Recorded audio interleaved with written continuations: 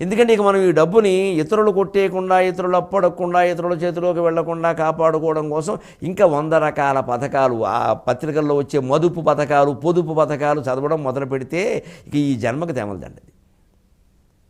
అందులో పెట్టి తీసి ఇందులో పెట్టి, ఇందులో తీసి అందులో పెట్టి, ఏం మన జరగి పెట్టవలసిన చోట మన పెట్టే వరకు అందులో పెడుతూనే ఉంటారు ఇక్కడ.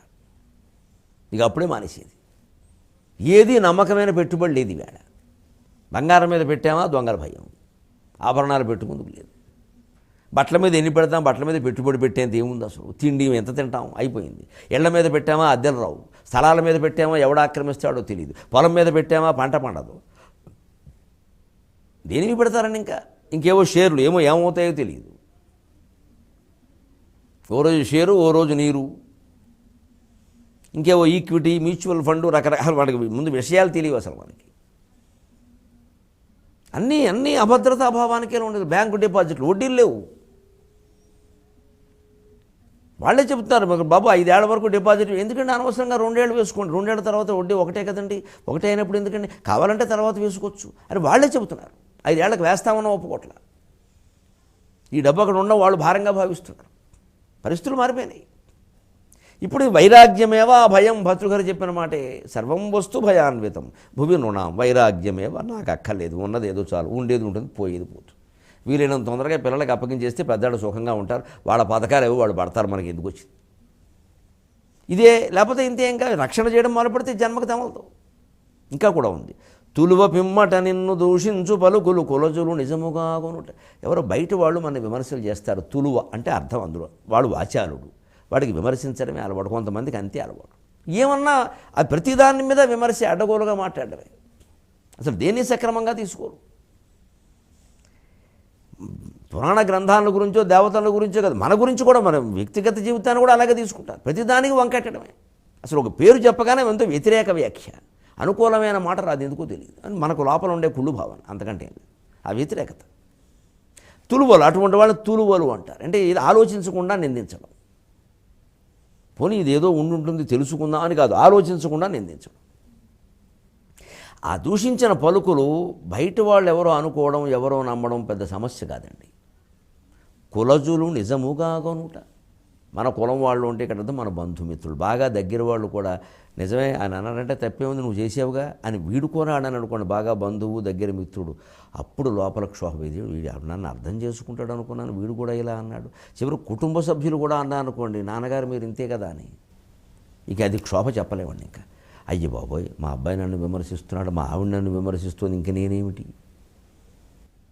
ఇదేదో నేనంటే ప్రేమ అనుకున్నా, ఇది నటిస్తోందనమాట, నిజంగా ఉన్న అభిప్రాయం ఇది కాదనమాట. ఇక భార్య నిజమైన అభిప్రాయాన్ని వ్యక్తం చేయట్లేదు, బలవంతంగా మన కోసం ఏదో పక్కన కూర్చొని మాట్లాడుతుంది అంటే, ఇక ఆ మగవాడు అనుభవించే క్షోభ ఇంత అంతా కాదని వాడు తగ్గిపోతాడు, కృషించిపోతాడు, రోజు రోజుకు 2 కేజీలు బరువు తగ్గిపోతాడు. అందుకే భార్యను ఆ పరిస్థితిలోకి నెట్టకూడదు. చిత్తశుద్ధిగా మాట్లాడే అవకాశం, ఉన్నది ఉన్నట్టు చెప్పగలిగే అవకాశం భార్యకి, కుటుంబ సభ్యులకైనా ఇవ్వాలి ఈ మగాడు. అక్కడ కూడా పెత్తనం చేసేసి అహంకారం చేసేస్తే వాళ్ళు మాట్లాడరు. ఏదోనండి మాకేం తెలుసండి, అంతా లోపల మాకు తెలియదు ఏమిటి, అక్కడ చెప్పేది వేరు, ఇక్కడ చేసేది వేరు. ఇది క్షోభ. ఇది ఇంకో మాట, నీవు మానుషంబులు నడపంగ మాయకానిగాగ చెలులుగాంచుట. మనం మానవ సహజంగా చేసే పనులు చేసాం, లేదు మానవత్వం కోసమే చేసాం, ఉపకారం కోసమే నిజంగా చేద్దామనే చేసాం. కానీ అందులో ఏదో మాయ ఉంది, ఆయనకేం ప్రయోజనం లేకపోతే ఆయన ఎందుకు చేస్తాడు, పెద్ద మాయ. ఆ మంచితనం కూడా నమ్మడానికి వీల్లేదు. ఆయన అన్న పైకి పోనీ దూరం వాళ్ళు అంటే పర్వాలేదు, చెలులు అంటే స్నేహితులు, దగ్గర స్నేహితులు కూడా ఇందులో మాయ ఉంది. ఆయన అలాంటి వాడే. అంటే అయ్యో ఇంతకాలం నాతో స్నేహం చేశాడు, నా ఇంటికి వస్తున్నాడు, వెడుతున్నాడు, నాతో మాట్లాడుతున్నాడు, శుభ్రంగా టీ ఇస్తే తాగుతున్నాడు, ఈయన కూడా నా గురించి దుష్ప్రచారం మొదలు పెడితే ఇంక నేనేం చేయాలి, ఎవరిని నమ్ముకోవాలి? కష్టమే కదండి.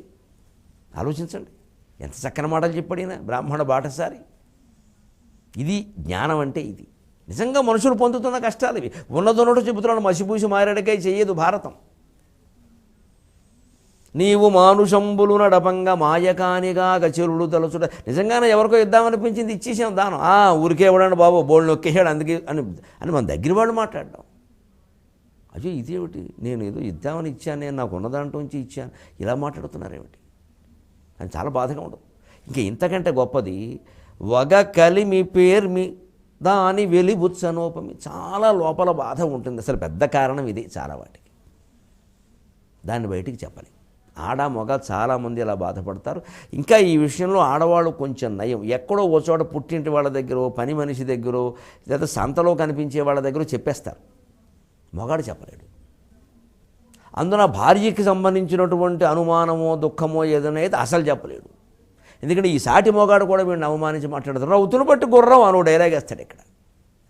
వీడు పెద్ద రౌతు అయినట్టు ఇక్కడ అంటాడు వెంటనే. ఎందుకంటే వీడు కృంగిపోవడం వాడికి కావాలి. నా కుటుంబంలో ఇటువంటిది వస్తేనా నరికేస్తా. అంత తేలికేం కాదు. చిటికేయడం వేరు, నరికేయడం వేరును. అంత తేలికైన విషయం ఏం కాదు అది. వగ కలిమి పేరు మీద అని వెలిబుచ్చనో, దాన్ని బయటికి చెప్పుకోలేకపోవడం. అందుకేనండి బయటికైనా చెప్పుకోవాలి, లేకపోతే ఓ డైరీలోనైనా రాసి కొంచెం మనస్తాపం తగ్గించుకోవాలి. రాయడం తప్పుకోదు. ఓ డైరీలో ఒక కాగితం రాసేసుకోవడం. పూనా అది ఏ బట్టల కింద పెట్టుకుంటాం, మనమే చూసుకుంటాం. మళ్ళీ తర్వాత ఎప్పుడూ చింపేస్తాం.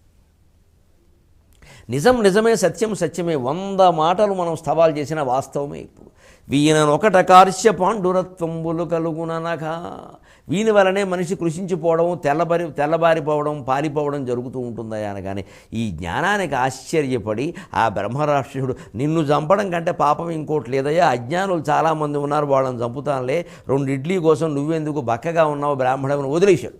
మృత్యువు నుంచి తప్పించుకోగలిగాడంటే అది కథ. ఇటువంటి కృషత్వం మనకి జీవితంలో ఎప్పుడూ కలగకుండా ఉండాలంటే చిత్తశుద్ధి చాలా ప్రధానం. మనస్సులో ఏమనుకుంటున్నామో అదే మాట్లాడడం, అదే చెయ్యడం, అదే చేద్దాం. తెలుగు భాష విషయంలో కూడా అదే చేద్దాం. మళ్ళీ 23:30 గంటల్లో కలుద్దాం. సెలవు.